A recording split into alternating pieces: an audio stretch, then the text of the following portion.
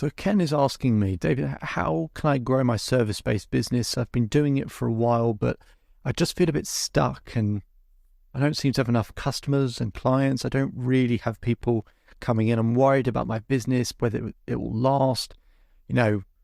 One more economic crisis and my business is gone.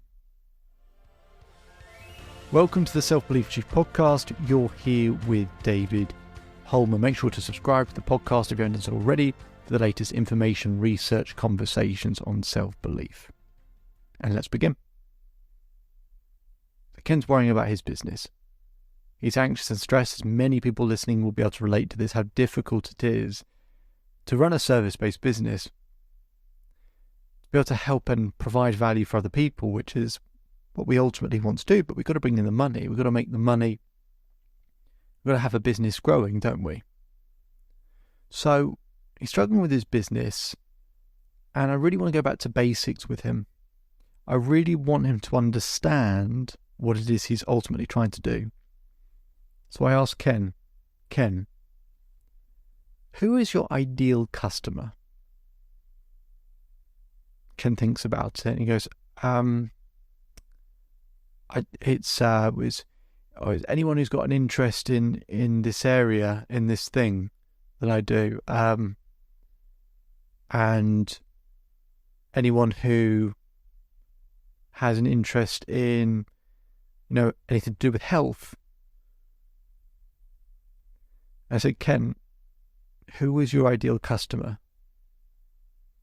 He tries to answer again with the same level of hesitation and spluttering. So I ask him again.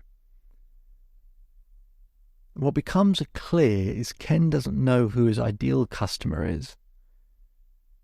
And if you don't know who your ideal customer is, then what are you aiming all your services at? The biggest issue I see with a lot of service-based businesses is they fall in love with their business. They fall in love with their products and services instead of falling in love with their ideal customer. That's who you've got to fall in love with. You've got to fall in love with who they are, what they value and what they need. But too many people kind of design a product that looks cool to them and they get really excited about it, passionate, and then they go and do that.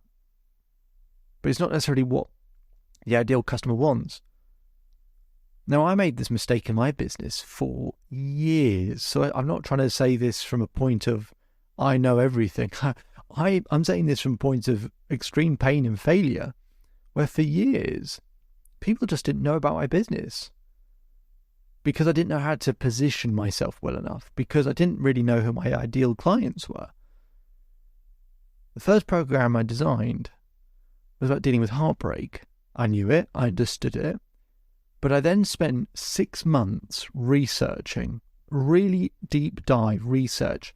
I would go on, I do everything, like, for example, going on Amazon, finding any books about heartbreak, then reading all the comments that people put about those books. What's the language they're using? What are they talking about? What do they need? What do they want? What do they value? And finding the common denominators. Right? What's the worst thing they're going through? Right? What's the thing they ultimately want? And what I started to find was people going through heartbreak, their biggest fear is ending up alone. It just kept coming up. And the thing they ultimately wanted was to experience more love in their life, whether it was to meet someone new, or maybe it's to have a bigger social circle, or to have more love with themselves. They wanted to overcome the fear of being alone, and they just wanted more love in their life. So then I designed a whole program around that because I knew that's what people wanted. Guess what? Lots of people wanted it. Lots of people wanted to work with me because I was using the language that my ideal clients were using. Coupled with my own personal experience, I knew the language very well, very intimately. So again, I have to get an understanding of who his ideal customer is. So we get him to do the research, to do the work, to actually understand what is it that they value, what do they need, what do they want? What do they want that no one else is providing? So he does this research. It takes a lot of time to do the research. There's no shortcut, there really isn't. But he'd just never done it. We'd never been taught how to do the research before. There are lots of things I get people to, fill out a 10-page document with questions so that it helps them understand how to research it. But as painful as that sounds, once you do it, you don't have to keep working it out. Every product, service, bit of marketing material, everything, you can just go back to that document and assess, is it matching what my ideal customer or client wants? Because ultimately, if you're in a service-based business, you should be providing people exactly what they want and need. Otherwise, you shouldn't really be in business. You should be giving people what it is they need and are asking for desperately. Give them that with tremendous added value. If you do that, you'll be fine. So, having these conversations with Ken, he does the research, he comes back and he gets an understanding. And then we look at his existing products and services. We find about 60% of them are irrelevant. They're just not what his customers want, his clients want. So, we start to reshape them, right? We start to change the products and services. We create ones that people actually want or are asking for.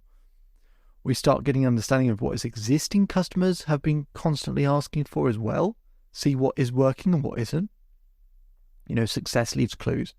And we gather up all that information, and then we can create a product and service where his ideal customers want it and are desperate for it and absolutely need it and are sort of banging down the door hoping that they can get his service. Now, why do people avoid all of this? Well, the trap we all get into, and I've been in this trap before, is we think if I narrow down my niche to something really clear and really specific, just one particular ideal customer, then am I not just going to lose out on loads of people? Ironically, it's the opposite. If you are broad and general in who you serve, people won't have the level of passion and commitment to know whether it's really for them. And so they'll kind of hesitate and they'll be unsure. Maybe some people do it, maybe some people won't, but it's all very casual. If you're casual about who your ideal customer is, your customers are going to be very casual with you. If you're really specific and niche, yes, it'll push other people away, right, who don't want that service. But for the people it is the right people for, more of them will come through the door, and a lot more of them will come through than if you be broad and general. Actually, the numbers of clients or customers you'll have will be significantly higher. So do the research. If you get the bullseye right, it's then very easy to know what services and products to then create. If you do that, there's an infinite amount of growth that's then possible for you, and that gives you the best chance of succeeding. And then once you nail it with one niche and you're getting that right, in the future, you can then move to another niche, right? You can keep that one niche going that's working, leave that alone, and then you can move to another sub-niche or another niche and start working on that so you can open up your product line. But don't go too broad too quickly. Be nice and specific at the start, or if you're struggling, be nice and specific. Really expertly serve one, group of people and position yourself as an expert at that thing, right? If you fall in love with your ideal customer, work out the language that they use and what they value and need, provide a product and service that meets that exact need, you can start positioning yourself as an expert at that thing. And people want to work with experts, not generalists. My name is David Holman. If you change today, today will change your life. So enjoy the rest of your day. Enjoy the rest of your life. If you want more information, visit the Self-Believe Chief website. There's hundreds and hundreds of free hours of free content on there. Otherwise, I'll speak to you again soon.